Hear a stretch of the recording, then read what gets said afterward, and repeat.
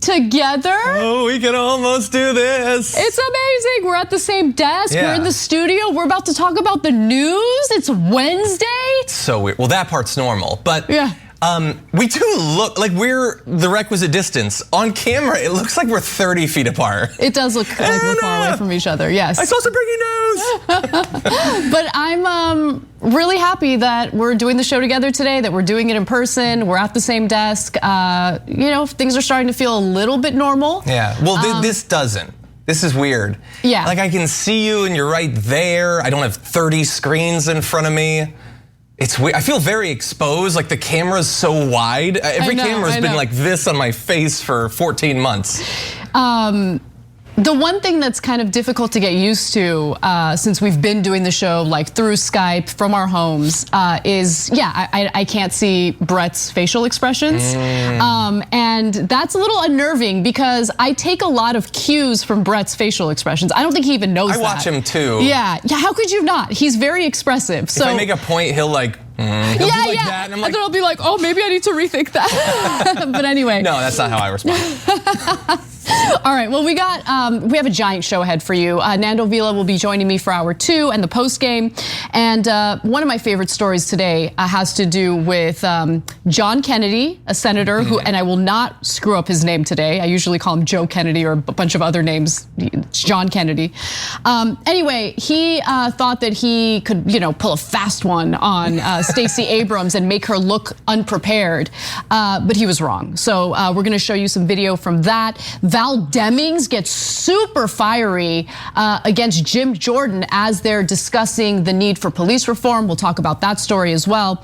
But first, let's begin with what the Justice Department intends to do under the leadership of Joe Biden in response to police brutality and what we've experienced in Minneapolis. I am announcing that the Justice Department has opened a civil investigation to determine whether the Minneapolis Police Department engages in a pattern or practice of unconstitutional or unlawful policing.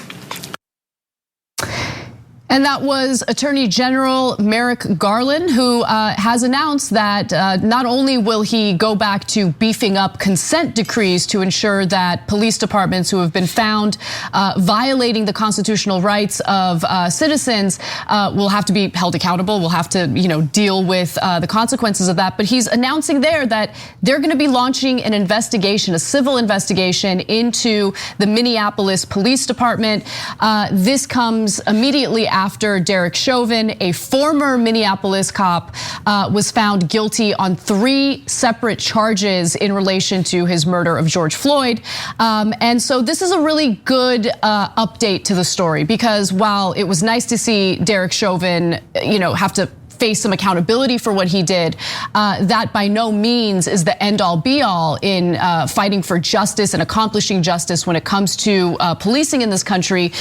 I mean, immediately after Derek Chauvin was found guilty and convicted, we learned that a Columbus, Ohio police officer shot and killed a teenager, a story that we'll get to a little later in the show today.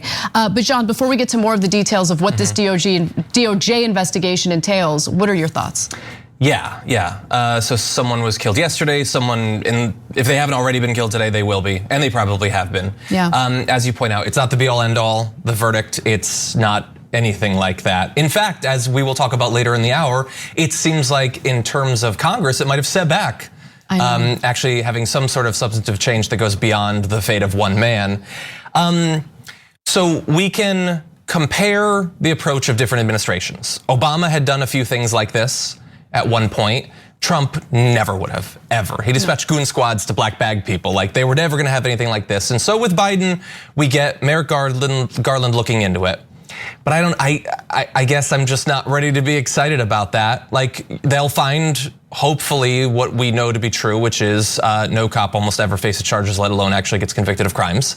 Okay, so that's waiting for them to find. I guess they have to act like they don't already know. But then what will come of it? Some sort of like grand sweeping executive orders? Maybe. Biden could in theory do that. Maybe if he wants to be seen as some sort of bold FDR 2.0, he will. But if not that, then it's gonna be something that has to go through Congress. And we are getting those signals already that they don't have an appetite for significant change in this area. That's a great point, because while Congress really remains broken and divided, which leads to them basically accomplishing very little to nothing, you can then look to the Biden administration to take any type of executive action to investigate various police departments. In this case, we're talking about Minneapolis. But at the end of the day, all you need is a Republican administration to come in and essentially undo what the previous administration had done. And that was certainly the case with the consent decrees. So the consent decrees were implemented in various police departments across the country, including in Baltimore, Chicago, Ferguson. Jeff Sessions, immediately before he got fired by Donald Trump, decided to essentially dismantle those consent decrees and essentially make them toothless. What Merrick Garland did on Friday of last week was essentially re-implement those consent decrees. And then today he announced the investigation into this particular police department.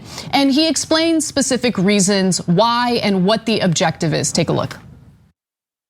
Congress gave the department the authority to conduct civil pattern or practice investigations, which look beyond individual incidents to assess systemic failures. Those investigations allow the department to determine whether a police department has a pattern or practice of unconstitutional or unlawful policing.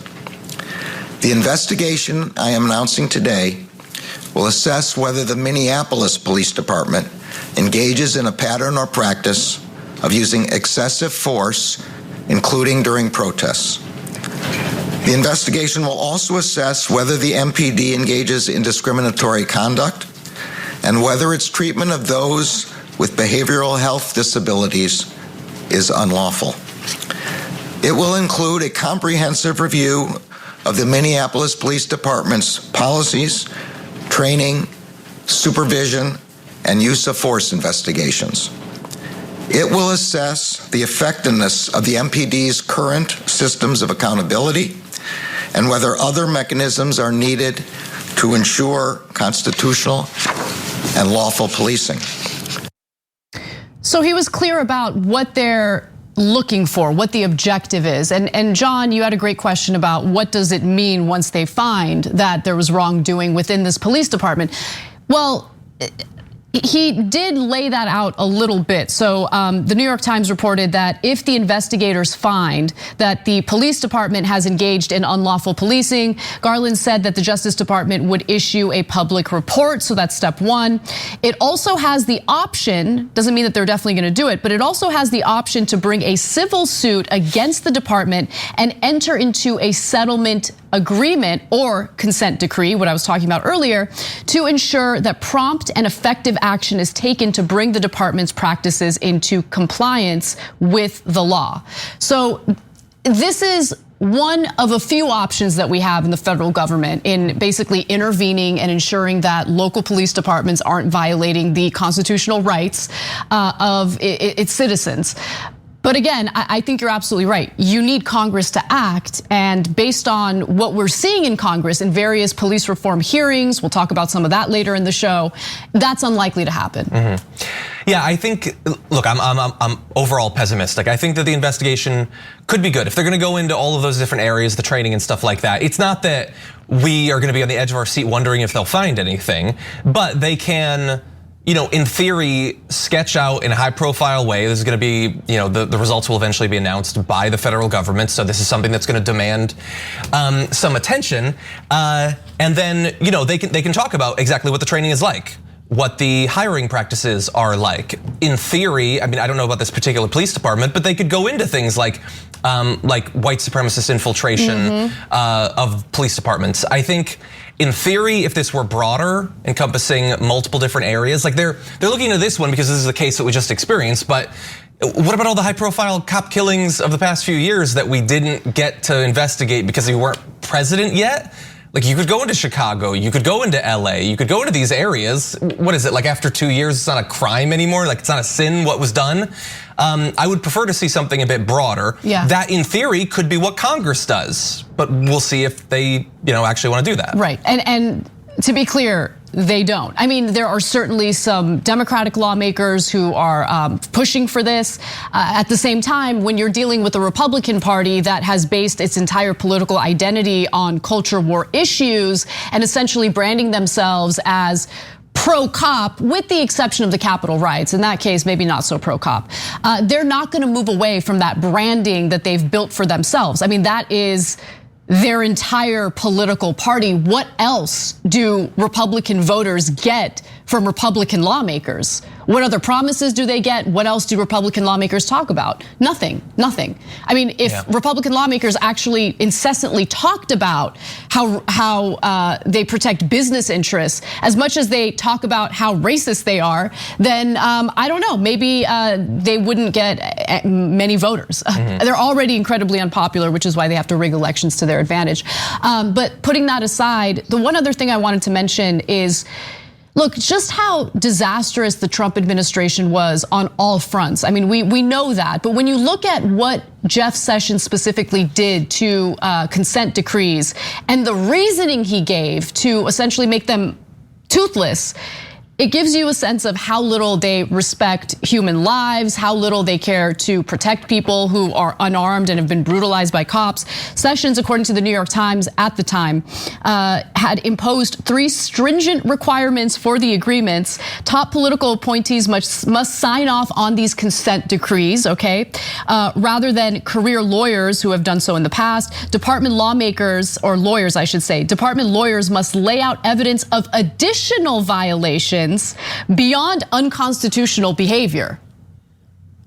I would argue unconstitutional behavior is good enough, but I'll give you more. And the deals must have a sunset date rather than being in place until police or other law enforcement agencies have shown improvement. That's what Jeff Sessions did. And so there's already a little bit of progress with consent decrees being re-implemented and actually having some enforcement behind them. That's a little bit of good news. But again, like systemically, you have to take a good look, like take a step back, take a look at what's happening, even in a place like Minneapolis right now, right? Sure, Derek Chauvin was convicted of all 3 charges, but at the same time, it's like a war zone there, meaning that it's like overly militarized in order to prevent people from practicing their First Amendment. Yeah. That's a problem. That's part of this. Yeah, and it's good that they, by name called out that they're going to be focusing on violence against protesters. Yeah. Maybe they can find something. I don't know. We covered a few instances last year. With the exception of like a handful of states, most states in this country have either already passed laws that would brutalize protesters, as the case in Florida shows, or they have the legislation pending, you know? I think it's 33 different states this year have that sort of legislation that's either passed or they're talking about it. Yeah, so it's hard to say that, justice was served. Maybe you can say that when it comes to one particular case involving George Floyd and Derek Chauvin. But when you look at the systemic issues at play here, obviously we haven't even begun to chip away at it. Yeah. Anyway, let's move on to our next story. A cop in Columbus, Ohio shot and killed a teenager, 16-year-old by the name of Ma'Khia Bryant. And this happened as the country had been celebrating the conviction of Derek Chauvin, a former Minneapolis cop who murdered George Floyd in broad daylight by kneeling on his neck for longer than 9 minutes. Police said that the girl had threatened 2 others with a knife before the shooting, playing segments of body camera video that showed the victim lunging towards someone in a driveway driveway before an officer fired 4 shots. A knife is visible in the driveway next to the girl as police perform CPR. I watched the video. I want to just be clear that we're going based off of what police have released. They haven't released the full video. They've released a portion of the video. And based on what I've seen specifically, that description appears to be correct.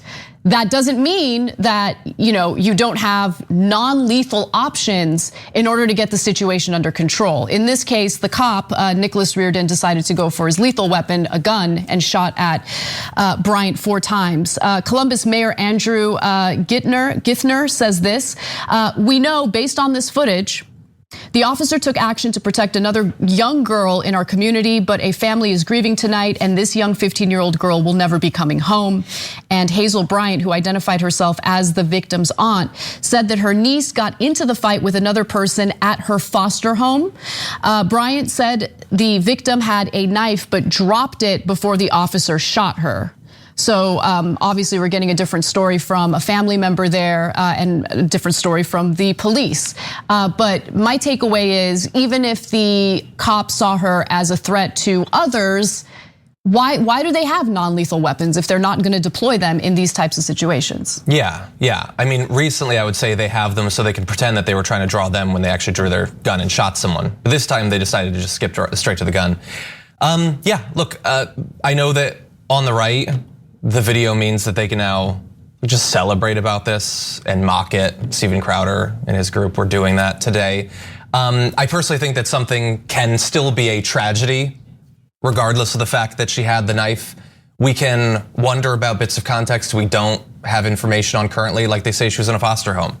Okay, well, we know enough about foster homes to know that there are potentially things that could contribute to that. The fact that he came in the way that he didn't try to do it non-lethally. People attack people with knives in other countries and don't get shot dead. Like, you're capable of disarming them or stopping them. They do that routinely in other places. Was it like, obviously it could have worked and nothing bad could have happened here? No, not necessarily. This makes it a more complex tragedy, but still a tragedy. Yeah, definitely. And we can think that, regardless of the fact that she had a knife, we can wish that it hadn't happened. We can wish that things went differently, that maybe, I don't know, maybe if they got there faster, I don't know. Well, it's interesting because you mention people in other countries with knives, essentially not getting shot and killed, but cops will find a way to restrain them or de-escalate the situation. That happens in this country too. Yeah. And so people were posting those videos on social media showing cops dealing with someone who either has a mental health issue, someone who's unruly, someone who's armed with a knife. And it's amazing how in some cases they don't need to open fire. They can find a way to de-escalate the situation without using a lethal weapon. So that's certainly an option. It's just that those options are not really deployed anymore. I remember years and years ago when we would cover police brutality stories, the big story was they're using their tasers too much. Now it's like, why aren't you guys using your tasers instead? Now it's just, let's use our firearms immediately. Yeah. Anyway, it's a frustrating situation. I do want to go to this video of her mother.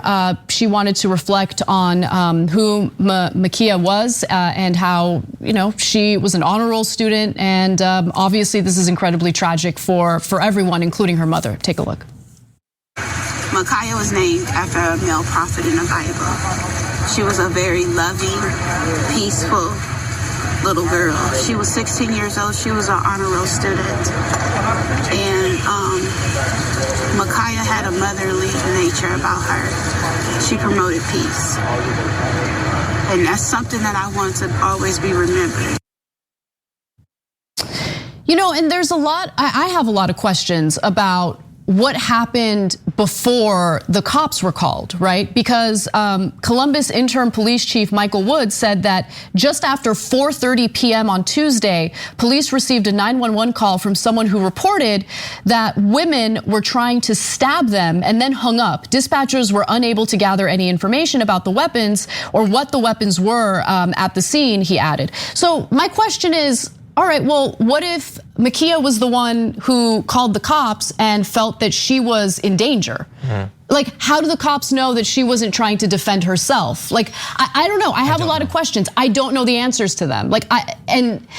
I just think it's too early for anyone to judge and place the blame on the person who was gunned down here, and that's a 16-year-old. Sure, and the thing is, like I was saying about the right, like celebrating, like, you know, they consider this a great moment where, look, some people jump to conclusions and imagined that this is like so many cases where we imagined that none of this was true. She didn't have a knife, none of that context that's been added.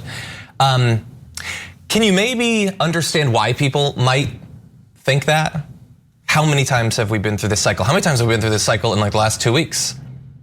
I think you can forgive people for assuming that the pattern that plays out hundreds of times every year might have played out in this case. It's a tragedy, even though it wasn't the exact same thing, but maybe, like if you consider yourself an outsider to this conversation and you wonder why people would jump to conclusions like that, maybe think about what it would take for someone to reflexively assume, oh God, it happened again. Why would you believe that? Well, you believe that because that's what you had experienced in your community and in other communities. That's the grief that you had play out over and over and over again.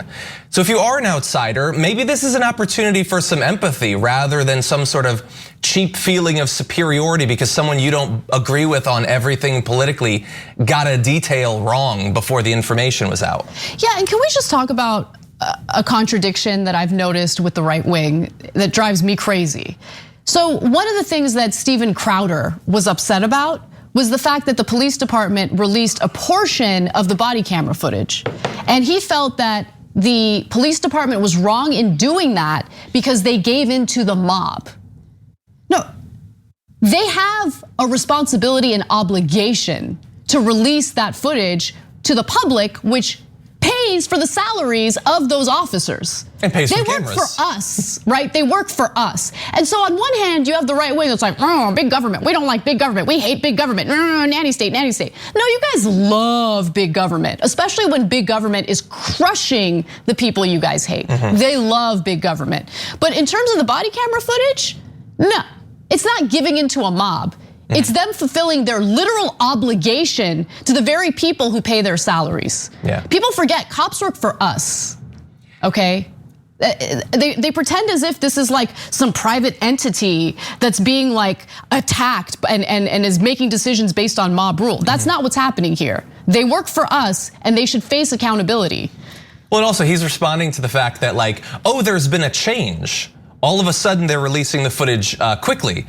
Maybe ask yourself, why did they used to take so long? Why was it that you'd wait 9 months when all the information that was needed to evaluate a police killing was in that video? And in terms of like people putting pressure on public servants to do what they want, I would say in this case seems like a net good for everyone. In this case, good for the cops, right? Right. It resolved the situation for some people. Maybe do that more often.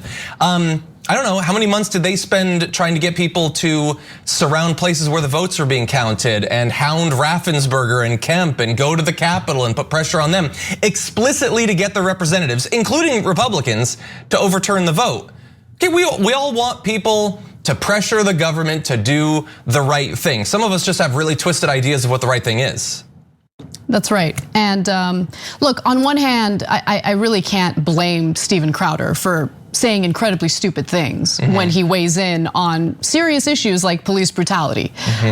His whole bread and butter is to say offensive, awful things, get demonetized, and then whine about it. That's it. That's all Steven Crowder does. And when you spend all your time and energy on that, it's kind of hard to make sound, cogent arguments.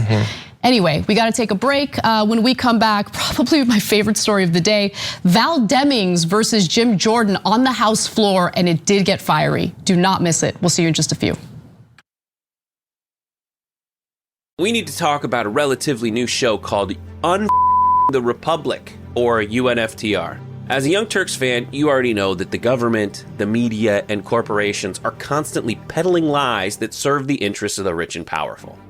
But now there's a podcast dedicated to unraveling those lies, debunking the conventional wisdom. In each episode of the Republic, or UNFTR, the host delves into a different historical episode or topic that's generally misunderstood or purposely obfuscated by the so-called powers that be, featuring in-depth research, razor-sharp commentary, and just the right amount of vulgarity The UNFTR podcast takes a sledgehammer to what you thought you knew about some of the nation's most sacred historical cows.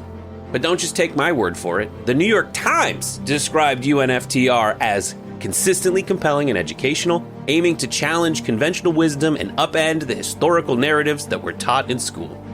For as the great philosopher Yoda once put it, you must unlearn what you have learned. And that's true whether you're in Jedi training or you're uprooting and exposing all the propaganda and disinformation you've been fed over the course of your lifetime. So search for UNFDR in your podcast app today and get ready to get informed, angered, and entertained all at the same time.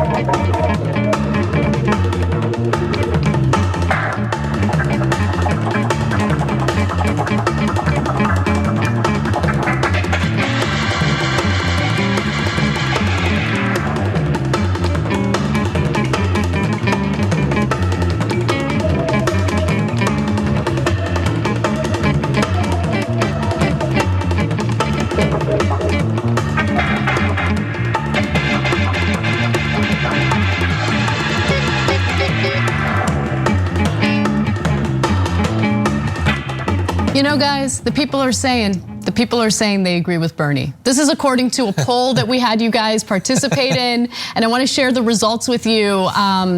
And it's actually very different from previous polls where we ask a question and the vast majority of you are on one side of the issue. In this case, the audience was a little split. So the poll question was, Rashida Tlaib recently tweeted that she wanted no more policing because the police, she says, can't be reformed. Bernie disagreed, saying policing merely needs to be reformed. Which one do you agree with? And the majority of you, 58.63%, agree with Bernie Sanders on this issue. But Rashida Tlaib, got 41.37% of the vote. Yeah, I mean, look, it's very different from the results of our previous polls. So I would say that this poll was a success. Because sometimes I feel like we ask you guys pretty obvious questions.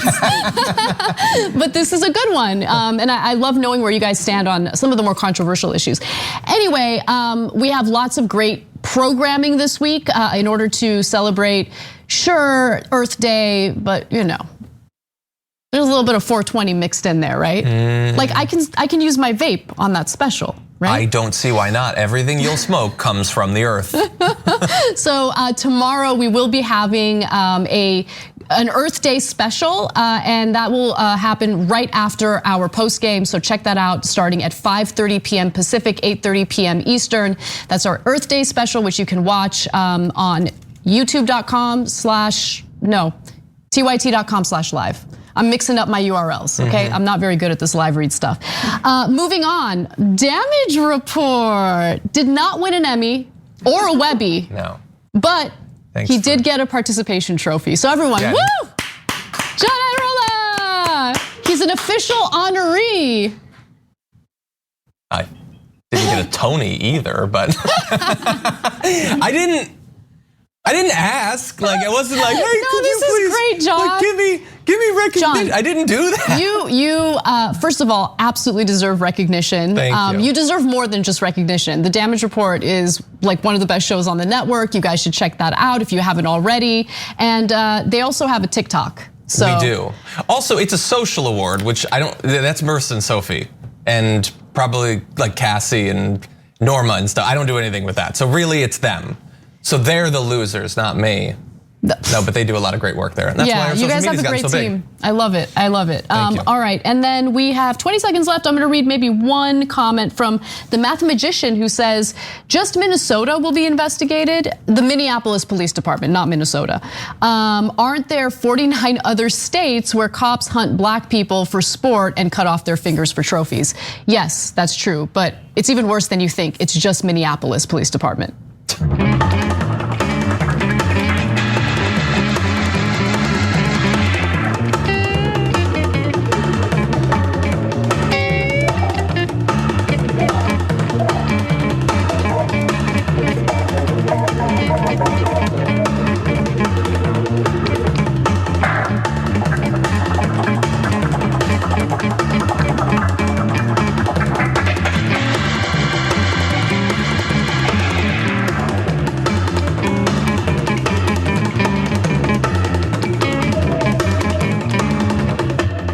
Welcome back to TYT. Anna Kasparian and John Idarola with you. Let's get right to our next story. But now today, you support law enforcement. Well, I'm delighted to know that. But don't support them when it's politically convenient for you to do so. Support them when they're under attack by people fighting them and spraying them and knocking them to the ground and beating them with poles. Congresswoman Val Demings was a police officer for 27 years before getting elected into Congress. I did not know that. 27 years. I didn't know that either. That's a whole career. She did. She had a whole career and then decided to be a congresswoman. Anyway, but that's beside the point. That fiery speech was in response to Jim Jordan trying to essentially minimize the seriousness and the viciousness of policing in the United States. And keep in mind, we're talking about a woman who was a police officer for 27 years, and she's speaking out against a societal ill that we're all witnessing firsthand. And so before I get to the numerous exchanges that Val Demings had with Jim Jordan, I do want to provide a little bit more context about what was happening on the House floor. So Tuesday's argument came during a debate over another piece of legislation, the COVID-19 Hate Crime Act, which seeks to address a surge in racist attacks against Asian Americans, in part by providing funding to law enforcement agencies to respond to hate crimes. Now, look, we could have a discussion about that. I mean, if we have a broken policing system in this country, it doesn't really make a lot of sense to pump more money into it so they can investigate hate crimes. I mean, like entire police departments are a hate crime at this point. But anyway, so they have expertise. But for the purposes of this discussion, let's put that argument aside and just focus on what Val Demings is trying to do. And what she's trying to do here is draw attention to very clear racism, discrimination we're seeing in the country. She's critical of police departments, and Jim Jordan wasn't having it. So Demings took her Republican colleagues to task over a proposed amendment that would prevent efforts to defund police, an effort that some racial justice protesters embraced last summer. Demings called the amendment, quote, completely irrelevant because the bill makes no mention of defunding the police. So this is just another Republican trick meant to deflect and distract from the conversation that's supposed to be taking place. Val Demings did not take kindly to that, and this is how it all exploded. I served as a law enforcement officer for 27 years. It is a tough job, and good police officers deserve your support. You know, it's interesting to see my colleagues on the other side of the aisle support the police when it is politically convenient to do so. Law enforcement officers risk their lives every day. They deserve better, and the American people deserve. I have the floor, Mr. Jordan. Lady has What, did I strike a nerve? Law enforcement officers deserve better than to be utilized as pawns. You and your colleagues are ashamed of yourself. The gentlelady will suspend and the clock will be stopped. You have not seen anything yet. That's just the beginning of the back and forth. It gets better. But Jim Jordan, you can't really hear him, but he's off to the side, going out of his way to interrupt her as she has the floor. And apparently the House has had problems with Jim Jordan doing that. So she just kind of lost it because she's trying to make an important argument there. And it's her time. But he doesn't like what she's saying. And he's obviously triggered by that, so he's trying to interrupt and stop her from speaking. Yeah. So I don't know. The overall story is just they've got nothing. It is just a party of slogans and distractions. Their favorite people are people like Marjorie Greene, who exist in Congress just to slow things down, calling for roll call votes and everything, while not even putting forward even bad legislation, let alone solutions to actual problems. They just talk about cancellation and try to stop people from voting. That is literally the entire political movement. Culture wars, that's it. That's all they've got. That's like, all they've got. Yeah. Look, I know we have Republican viewers, and I appreciate you guys for actually going out of your way to watch content that you likely disagree with. But if you are one of those Republican viewers, write in, because I am curious, what do you think the Republican Party is offering you? How is the Republican Party making your life better? other than engaging in these like scaremongering tactics regarding cancellations and all of this culture war nonsense that's based in no reality. What are they offering you? I want to know. Well, devil's advocate. So if you are a Republican who's watching this, and you, for instance, make a living by giving highly paid speeches at college campuses, then yes, they're protecting you in theory, your free speech rights. Other than that, are you Dr. Seuss? Maybe they're protecting, you might be Dr. Seuss, or I don't know, do you make anthropomorphized potato toys?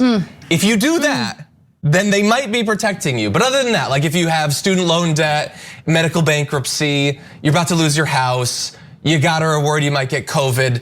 If it's that stuff, they're not really interested. But like, I don't know, if you were getting royalties off of the original design of the Aunt Jemima logo, then maybe they're defending you. But other than that, no, I don't think so. Let's go to the next clip.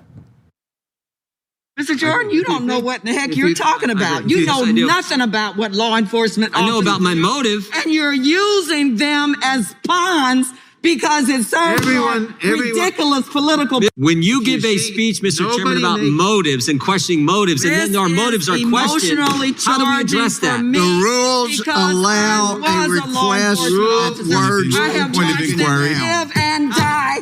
And you know nothing about that. And to utilize them as political Mr. Chairman, bonds, I have a point of inquiry. Off. Ms. Demings has the time, and the clock will resume. Congresswoman Demings is right.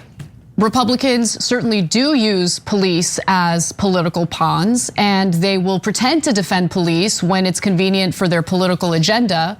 But when push comes to shove and they are pressured to hold one of their own accountable or a group of their own accountable for their brutality and viciousness toward cops, they're unwilling to do it. Right? And you see this across the board with various groups of people. I mean, when it comes to our troops, when it comes to the military, we got to defend our troops. We got to support the troops when, manufacturing consent for endless wars in the Middle East. But maybe we don't need to protect the vets or the troops when it comes to providing the health care and mental health care that they need after they go through multiple deployments. Maybe we don't support the troops so much when it comes to Donald Trump referring to them as suckers and losers for getting drafted in wars like the war in Vietnam. Yeah, they don't support the cops as people. They support state violence against their political enemies. And if it's the cops doling it out, then they support it then. If it's the cop wielding the cudgel, then they like it. They don't support soldiers as people. They support international state violence against their international enemies. That's what they support. Which is why it's not really hypocritical that they're okay with cops spending. At TYT, we frequently talk about all the ways that big tech companies are taking control of our online lives, constantly monitoring us and storing and selling our data. But that doesn't mean we have to let them. It's possible to stay anonymous online and hide your data from the prying eyes of big tech. And one of the best ways is with ExpressVPN. ExpressVPN hides your IP address, making your activity more difficult to trace and sell to advertisers. ExpressVPN also encrypts 100% of your network data to protect you from eavesdroppers and cyber criminals. And it's also easy to install. A single mouse click protects all your devices. But listen, guys, this is important. ExpressVPN is rated #1 by CNET and Wired magazine. So take back control of your life online and secure your data with a top VPN solution available, ExpressVPN. And if you go to expressvpn.com/TYT, you can get 3 extra months for free with this exclusive link just for TYT fans. That's expressvpn.com/TYT. Check it out today. Last year, cracking people's skulls and trying to run them down with their SUVs. And then they cheer as people try to beat those same cops to death with Trump flags at the Capitol. Those weren't their political enemies at the Capitol, so they don't support state violence against them. It is actually quite consistent and quite predictable. And that's why, sure, send the soldiers abroad, have them, kill hundreds of thousands of people in Iraq. That's cool. When they come back and they want health care, no, I'm not interested in that. They're people then. They're not interesting or valued then. That is quite convenient. It's politically convenient. It's convenient ideologically and consistent. I mean, it's just across the board. I mean, pick your issue. The sanctity of life. We want to protect human lives when it comes to essentially dismantling reproductive rights for women. But they don't really care about human lives once they're actual human lives, living, breathing individuals who might need government assistance, who might need, their tax dollars to actually work for them if they find themselves in a tight spot. Yeah. They use all sorts of people from all sorts of demographics and all sorts of professions as political pawns. And I have to be honest with you, it felt so good to finally see a Democratic lawmaker call it out for what it is. And she's not done yet. We've got one more video. Mr. Chairman, I'm glad to hear that my colleagues on the other side of the aisle are on the side of law enforcement now.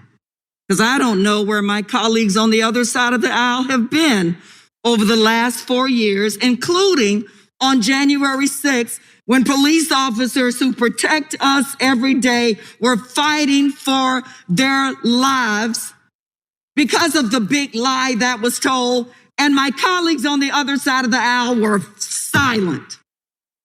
As one person after another person took the microphone and said, go down there and engage in combat, fight like hell. They used the bicycle racks as deadly missiles against the law enforcement officers that you all say you care about so much. And thank you, Mr. Cicilline, because you're absolutely right. The only person who voted to support local governments and pass legislation to support local governments that includes law enforcement were the Democratic members on this side of the aisle. That needs to happen more often on the House floor, on the Senate floor. We need to have Democrats who are willing to speak about things in a frank manner and to call out Republican shenanigans for what it really is. It's just, and Cenk says this all the time, and I'm usually pretty dismissive of it, John. He mentions how, if corporate media is not covering something, then most people don't know, right? Sure. So there might be conservative voters out there who hear that impassioned speech from Demings and think, oh yeah, right. They don't actually support the cops in certain cases. They only do it when it fits their political agenda. Yeah, I don't know. But my point is, I feel like what we see from Democrats oftentimes is a lot of this like, I am offended theater on social media. Enough of that. Get off social media, do more of that on the House floor. Or both. Or do both, I don't care. But my point is, the reason why this is a news story today is because it doesn't happen often. That's true. Yeah, and if a conservative is watching, then they might have to wonder, hey, yeah, Antifa was beating those cops. Why is Jim Jordan not angry about that? Like, make them actually think about the inconsistency. No, it was great to see it. Great to see actual passion. Also, like, you have to let her talk. Like, you can't keep interrupting. Just stay quiet. And I know it might be tough, but just like pretend that a college kid is being molested and stay quiet, like you used to. He's got a lot of good experience. Exactly, it's easy. Yeah. All right, that's a dark note, but we do have to go to our next break. So let's go to that. And when we come back, we have more news for you guys, including, what should we talk about next, John? Let me see. I gotta tease you guys a little bit. I'm down for whatever. Conservatives, they're big mad. They're big mad about how the jury ruled in the Chauvin case. So we're gonna give you a few of those examples when we return.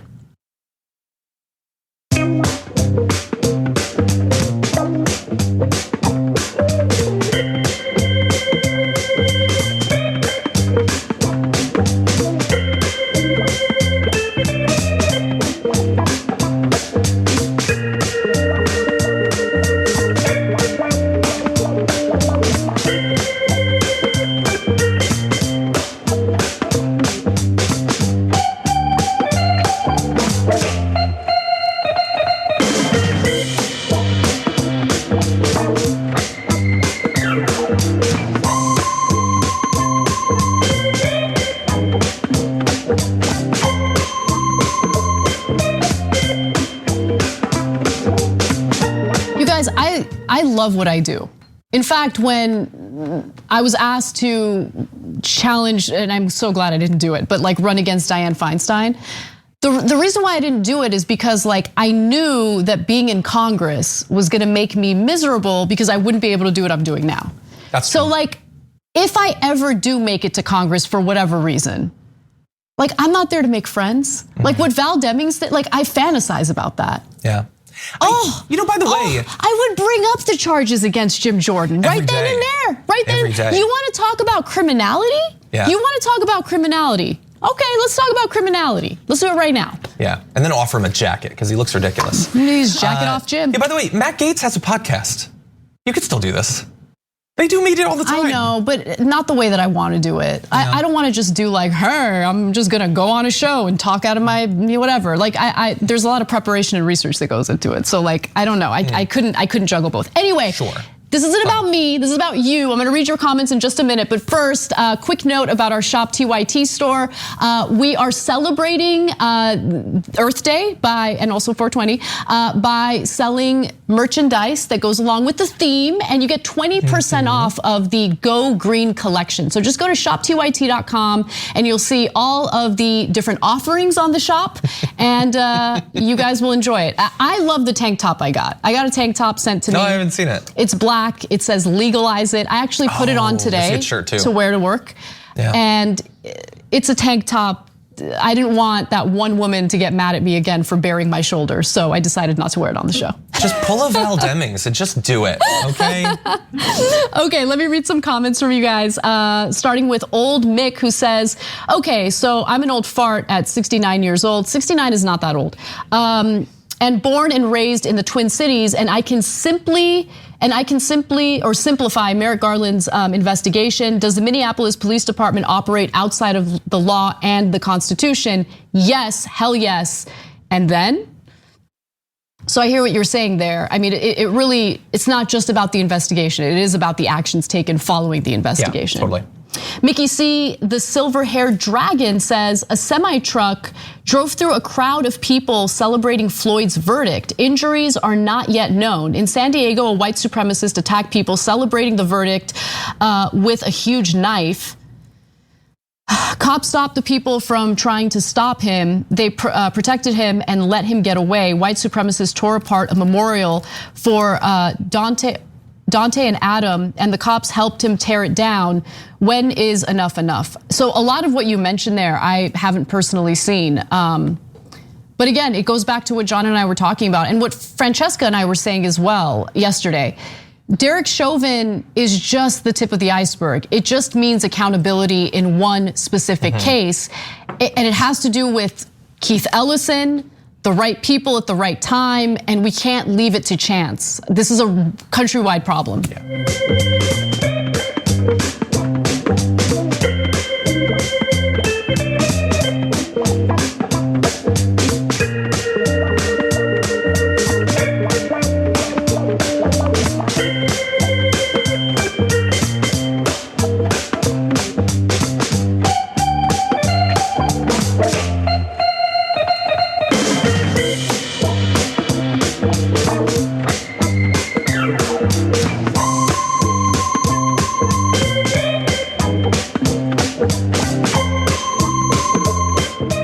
Welcome back to TYT. Please hit that like button and help support the show. It's an easy way to support the show. When you do that, you know, the algorithm likes it, that almighty algorithm that's super opaque and difficult to understand. But we do know that that helps the show, so please hit that like button and share the show. I also want to thank our new YouTube members, and you can become a member by clicking on that join button, and you'll be presented with different tiers. You can take your pick, and all of our members get exclusive members-only programming, including exclusive members only programming that we do during our specials. It's not open to everyone, okay? It's only the hip kids get to watch that extra 30 minute to an hour of programming we offer during our specials. And so thank you to Zachary Green and also to Ray Ann, our new YouTube members. We really appreciate your support. Thank you for keeping us sustainable and independent. We really, really appreciate it. Moving on to conservatives having meltdowns over justice. While Americans have been celebrating the Derek Chauvin verdict, and of course he was found guilty of 3 charges in the murder of George Floyd, some conservatives are having difficulty in dealing with this news. They don't like this reality. Tucker Carlson, for example, was so distraught with the verdict that he had a complete meltdown when his guest, a former New York corrections officer, dared to disagree with him. Take a look. the scene. I just think that it was excessive and it shouldn't happen. And what I'd like to say, the guy who did it looks like he's going to spend the rest of his life in prison. So I'm kind of more worried about the rest of the country, which, thanks to police inaction, in case you haven't noticed, is like boarded up. So that's more my concern. But I appreciate your coming on, Ed Gavin. Thank you. Nope, done. Thank you. That is the laugh of a sociopath.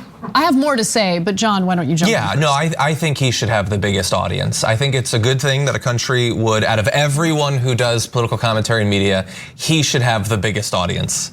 That madman there who freaked out Joker style because something that he, as an incredibly rich man, will never be affected by happened, and some people were like kind of temporarily relieved that the justice system actually worked for once. And he freaked out about that because this guest who he brought on, presumably to agree with him about literally everything, said that kneeling on someone's neck for 8.5 minutes is excessive, which it objectively is. So I don't know how we're supposed to respond to that. The guy said a reasonable thing and Tucker Carlson absolutely lost his mind and then cut the guy's mic. Yeah, because Tucker Carlson is a coward when it comes to debating grown men. We experienced it during Politicon when all of a sudden Tucker Carlson in his debate with Cenk Uygur was super agreeable and super nice and like, no, I'm actually not a bad guy. I'm not, I might have said things like that on my show, but in reality, I'm actually, very reasonable person. He fears debates with grown men. The way that he handled that in immediately cutting off the mic, cutting off the interview. And by the way, this is from a free speech advocate, right? Someone who pretends to be concerned about college campuses protesting conservative speakers. This is the free speech. He doesn't like speech that disagrees with him. And when it's a male doing it, he'll cut that interview off right away. He doesn't like that. If it's a young, maybe a female activist, it's a different story. He'll mock them, he'll make fun of them, he'll treat them the way that you would expect someone like Tucker Carlson to treat them. But we're talking about a former New York corrections officer who isn't even saying anything honestly that impressive. He's saying what any rational person would say after watching a video of George Floyd having his neck knelt on for over 9 minutes by a cop. He had stopped moving. After calling out for his mother who had died years earlier, after begging them to stop because he can't breathe, finally he stopped moving. And Derek Chauvin still didn't move his knee off his neck. Okay, any reasonable non-sociopathic person watches that video and says, yeah, Derek Chauvin went too far. Tucker Carlson watches it and thinks, yeah, of course he should do that. And the very thought of someone having to face any consequences for murdering an unarmed man in broad daylight, we can't have that. We can't have that. It was insane. It was also cowardly, and not just cowardly because when the guy pushed back just a tiny little bit, he cut his mic.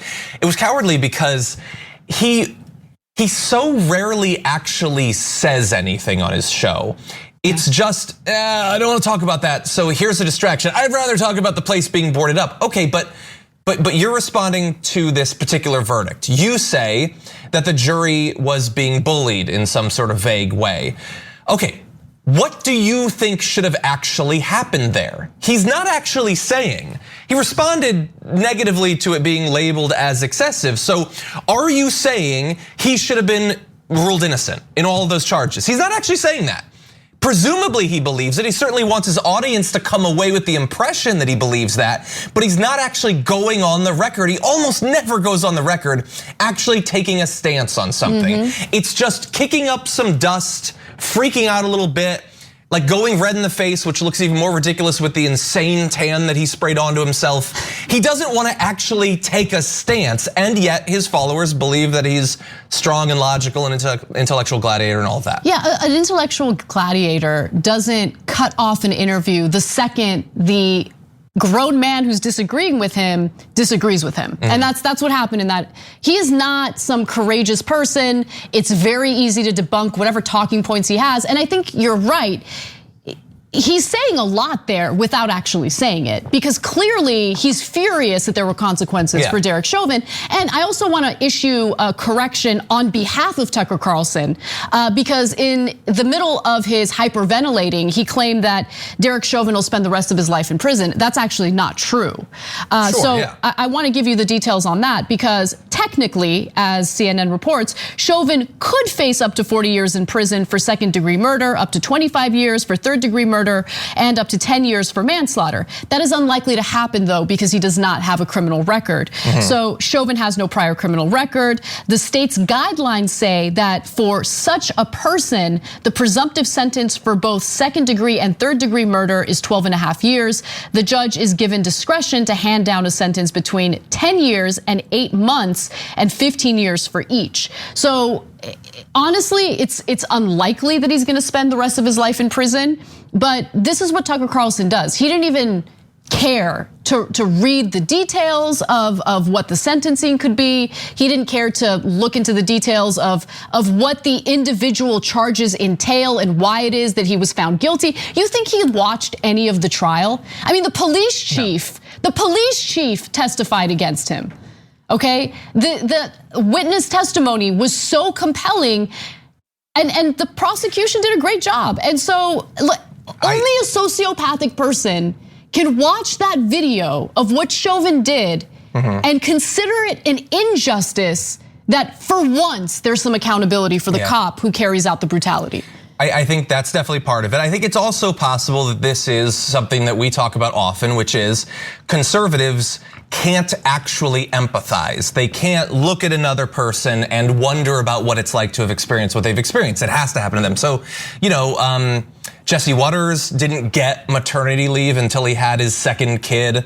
Meghan McCain didn't get maternity leave until that. They can't. It has to happen to them. So you issued a correction, I'll issue a challenge. If kneeling on someone's neck for 8.5 minutes isn't excessive, if it's in fact totally reasonable, I'll come kneel on your neck, Tucker.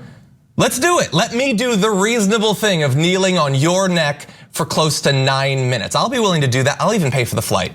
Take me to your studio, I'll kneel on your neck, buddy, and it'll be very, very reasonable. You got me excited just thinking about it. Anyway, well, there's one other conservative that we need to talk about, and that's Ben Shapiro. This is certainly not as serious.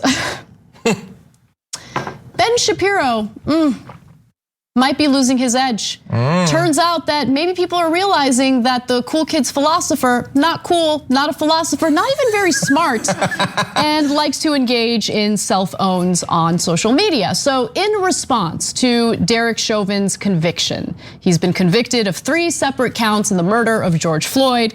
Ben Shapiro, of course, engaged in the same commentary that most conservatives in media and politics did. They acted as if this was unfair. They acted as if this was only done, this ruling by the jury was only done in order to prevent riots from happening. But then he responded to a tweet that was incredibly embarrassing for him. So Caleb Howe had tweeted that CNN's Don Lemon had said, justice has been served. Many people said that after Derek Chauvin was found guilty. Ben Shapiro quote tweeted and said this: and we all know he would never have said this had the reverse verdict been reached. Very good, Ben.